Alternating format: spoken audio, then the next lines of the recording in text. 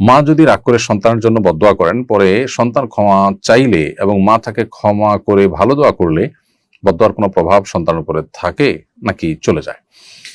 খুবই গুরুত্বপূর্ণ প্রশ্ন। প্রথম কথা হলো যে মা বাবার বদদোয়া আসতে পারে, এরকম কাজ থেকে তো আমাদের বেঁচে থাকা দরকার, বলার অপেক্ষা রাখে না। যদি কখনো এরকম কোনো কাজ হয়ে যায় এবং তারাও বদদোয়া করেন, তো সেক্ষেত্রে বান্দা যদি নিজের অবস্থান থেকে ফিরে আসে, তার ভুল বুঝতে পারে, মা বাবাও যদি তাদের মন যখন শান্ত হয়, তখন তারা বদদোয়ার মানসিকতা থেকে ফিরে আসেন, আল্লাহ তাআলা সাধারণত বান্দাকে ওই বদদোয়ার কারণে ক্ষয়ক্ষতি থেকে রক্ষা করেন। আল্লাহ তাআলা কোরআনে কারিমে বলেছেন, ওয়ালাউ ইয়াজ্জালুল্লাহু আশ-শাররা ইসতা'জালাহুম বিল খাইরি লাকুদিয়া ইলাইহিম আজালুহুম। আল্লাহ তাআলা মানুষের ভালো দেওয়ার ক্ষেত্রে যতটা তাড়াহুড়ো করেন বা দ্রুততার সাথে দেন, মন্দ কোনো কিছু বা ক্ষয়ক্ষতি এটার ফায়সালা করার সময় আল্লাহ তাআলা যদি এরকম দ্রুততার সাথে করতেন, তাহলে মানুষ সব শেষ হয়ে যেত।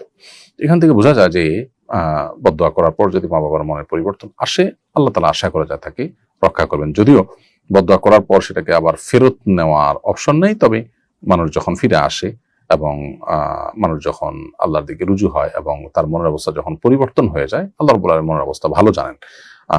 তো আশা করা যায় যে আগের বদদোয়া দ্বারা তার ক্ষতি সাধন হবে না ইনশাআল্লাহ বিদিনিল্লাহ। তারপরও আহ আমাদের মনে রাখা উচিত যে আল্লাহ তাআলা যে কোনো অন্যায় বা যে কোনো জুলুম যদি কেউ করে, সে অন্যায়কারী জুলুমকারীর প্রতি শাস্তি আল্লাহ যে কোনো সময় দিতে পারেন, এবং তার বিরুদ্ধে মাজলুমের যদি বদদোয়া থাকে, মা বাবার যদি জুলুমের শিকার হন বা তারা যদি মনে কষ্ট পান, তাহলে সেই বদদোয়াটা খুবই ডেঞ্জারাস। এই জন্য এটা থেকে বেঁচে থাকতে হবে এবং মা বাবাকে সন্তুষ্ট করার চেষ্টা করতে হবে সবসময়। আশা করা যায় যদি আপনার চেষ্টা অব্যাহত রাখেন এবং তওবা করে ফিরে আসেন, আল্লাহ তাআলা আপনাকে রক্ষা করবেন এবং আপনার পূর্বের বদদোয়ার কারণে আপনার ক্ষতি হবে না।